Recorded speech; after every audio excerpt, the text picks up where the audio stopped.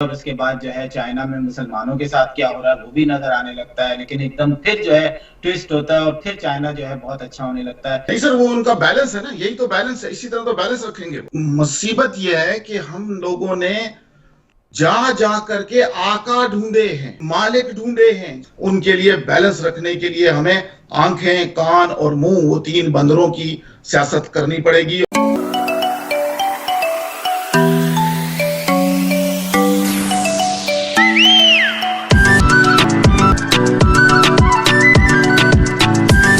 Hello नमस्कार दोस्तों, आपका स्वागत है मेरे चैनल में और चैनल को सब्सक्राइब कीजिए और लाइक कीजिए। चलो वीडियो को स्टार्ट करते हैं और देखते हैं क्या हुआ। चाइना के हवाले से जो है चल रहा है, हमारे यहाँ मीडिया को मोड़ा जाता है। कभी चाइना जो है वो आपका जो है वो बेस्ट फ्रेंड होता है, आपके ख्वाबों में आता है और आपसे जो है वो पाकिस्तान में दूध की नहरें सिर्फ जो है चाइना ही बहा सकता है और इसके अलावा कोई नहीं बहा सकता है। लेकिन एकदम फिर हम देखते हैं ट्विस्ट होता है और उसके बाद जो है चाइना में मुसलमानों के साथ क्या हो रहा है वो भी नजर आने लगता है, लेकिन एकदम फिर जो है ट्विस्ट होता है और फिर चाइना जो है बहुत अच्छा होने लगता है। मत भूलिए कि आज क्या तारीख है। आप मत भूलिए कि आज के दिन चाइना में तियानमेन स्क्वायर में क्या हुआ था। आज हम कैसे भूल सकते हैं। और ये मुझे याद कोई कराए आप दोनों में से कि आप पाकिस्तान की हुकूमत के किसी भी जिम्मेदार ने आज के इस दिन पे कोई बयान दिया हो। वो दे भी नहीं हाँ साहब, नहीं दे सकते। नहीं सर, वो उनका बैलेंस है ना, यही तो बैलेंस है, इसी तरह तो बैलेंस रखेंगे। मुसीबत यह है कि हम लोगों ने जा जा करके आका ढूंढे हैं, मालिक ढूंढे हैं, जा जा के अपनी वफादारियों को हमने फरोख्त रेंटल रखा है। और अब वो जो किराएदार हैं, जो मालिक मकान बन गए हैं हमारे, उनके लिए बैलेंस रखने के लिए हमें आंखें, कान और मुंह, वो तीन बंदरों की सियासत करनी पड़ेगी। और बड़ा तबका जो मांग कर खाने का आदी है इस सोसाइटी का, वो कहेगा ये कामयाब स्ट्रेटेजी है चाइना की। वो उसकी वजह यह है कि हमने अपने आप को एक ऐसे सूदखोर बनिए के हवाले कर दिया है अपनी ज़मीन को, और उसको बेच दी हैं अपनी ज़मीनें, अपनी जायदादें, और उसको गिरवी रखवा दिया है। और उसके बाद अब हम उसको अदा नहीं कर सकेंगे तो क्या सूरत हाल होगी। ये क्वेश्चन है कि अगर आप जो मॉर्गेज रख दिया है पाकिस्तान को, इसको हम नहीं छुड़ा सकते।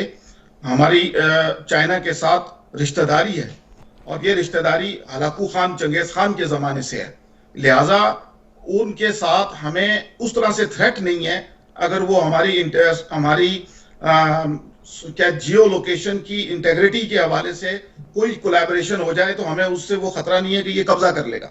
लिहाजा हम नहीं छुड़ा सकते, बल्कि उसका हमारे यहाँ रहना हमारे लिए भी एक, ये चाइना का हमारे जियो पॉलिटिकल इश्यूज में इन्वॉल्व होना एक किस्म की सिक्योरिटी ब्लैंकेट भी हमारी तरफ ली जाती है। और ये बड़ी लंबी हमारी एक इनके साथ ताल्लुकात हैं चाइना के साथ। बल्कि आप देखेंगे कि जो अभी चाइनीज मुस्लिम्स का इशू चल रहा होगा, उसमें पाकिस्तान आपको खामोश नजर आएगा। आपको पाकिस्तान कश्मीरी मुसलमानों के लिए उठता हुआ नजर आएगा, हेल्प करता नजर आएगा हर हालत से। और उसके बाद अफगानिस्तान में करेगा, फिलिस्तीन के लिए भी चीखें मारेगा।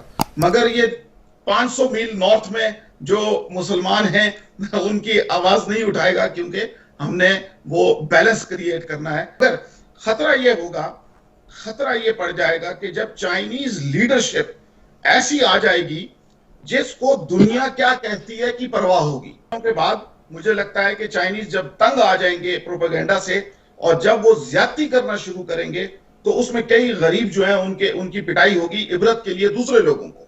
ये चर्चिल ने कहा था कि मगरमच्छ की दोस्ती का सिर्फ ये फायदा होता है कि तुम्हें आखिर में खाता है। मगरमच्छ नहीं है, मैं तो समझता हूँ ईस्ट इंडिया कंपनी है जो कि हल्के हल्के धीरे धीरे कदम जमा रही है। और 1.4 बिलियन की आबादी और हम सिर्फ 22 करोड़।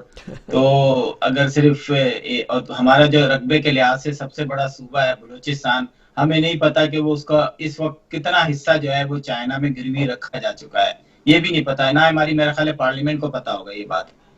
तो ये बात आवाम को क्यों नहीं बताई जाती, या फिर ये कि ये सिर्फ और सिर्फ चाइनीज कॉलोनीज बनाने के लिए ये सीपैक को ड्रामा रचाया जा रहा है।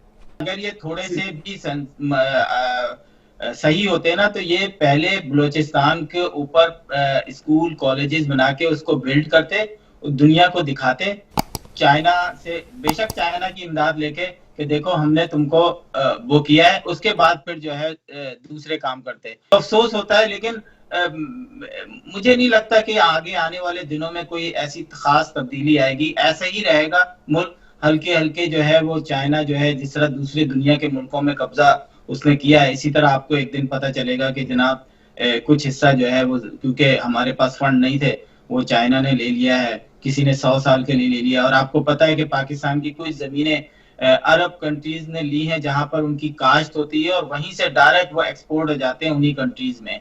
चाइना ने पाकिस्तान में सीपैक के कितने बिलियन डॉलर लगे हैं, अगर वो नंबर आपके दिमाग में आ जाए तो आप पूछें इनमें से कितने बिलियन पाकिस्तानियों को मिले, वो कहेंगे कुछ भी नहीं मिला। सर वो अपना लेबर ला रहे हैं, अपनी सीमेंट ला रहे हैं, अपना सरिया ला के लगा रहे हैं, हमारी फैक्ट्रियों से तो कुछ ले नहीं रहे, तो फायदा किस चीज का होगा उन्हीं का। ये तो एक अजीबोगरीब किस्म का वो है, इसलिए कि ये मिलिट्री इंस्टॉलेशन है। दुनिया को ये नहीं पता कि ये चाइनीज जो ड्रैगन है, चाइना एक ड्रैगन की तरह लिया जाता है, उसका ये पहला कदम है, पंजा है जो गवादर में लगा है। इसके बाद उसका जो दूसरा पंजा है वो सामने यमन में लगेगा। हम लोगों को हमेशा ट्रक की बत्ती के पीछे लगा के दूसरे ममालिक जो है ना वो अपने मफादात हासिल कर लेते हैं, और पाकिस्तान हमेशा हमने देखा, माजी में भी देखा कि दूसरे मुल्कों के मफादात की खातिर उसने अपने मुल्क के मफादात को दांव पे लगाया। और चाइना जो है वो सिर्फ अपने मफादात देखता है, चाहे अभी चाहे आगे 50 साल बाद, और मफादात हैं कहीं ना कहीं। चाइना बगैर मफाद के कहीं इंटर ही नहीं होता। और आपने मुझे बता दें, पाकिस्तान की तारीख में चाइना ने कभी कैश पैसे पाकिस्तान को दिए हैं? नहीं, कभी नहीं। आप मुझे याद नहीं पड़ता मैंने कभी कहीं कुछ पढ़ा हो कि जी इतनी बिलियन दे दिए। इसी तरह के चाइना के कर्जे होते हैं, वो सिर्फ अपने मफादात के लिए होते हैं, खर्च भी वही होते हैं, डायरेक्टली इनडायरेक्टली फायदा भी उन्हीं को होता है। ये भी सीपैक की जो तैयारी में टाइम फैक्टर है, इसको अगर आप मैथ करें तो ये शायद चाइना के लिए एक काला दाग है कि इतने अरसे में तुम क्यों नहीं बना पा रहे। कोई स्टे ऑर्डर नहीं है, पाकिस्तान मिलिट्री की उनको सपोर्ट हासिल है, इंजीनियर्स उनके अपने हैं, कोई मसला नहीं है।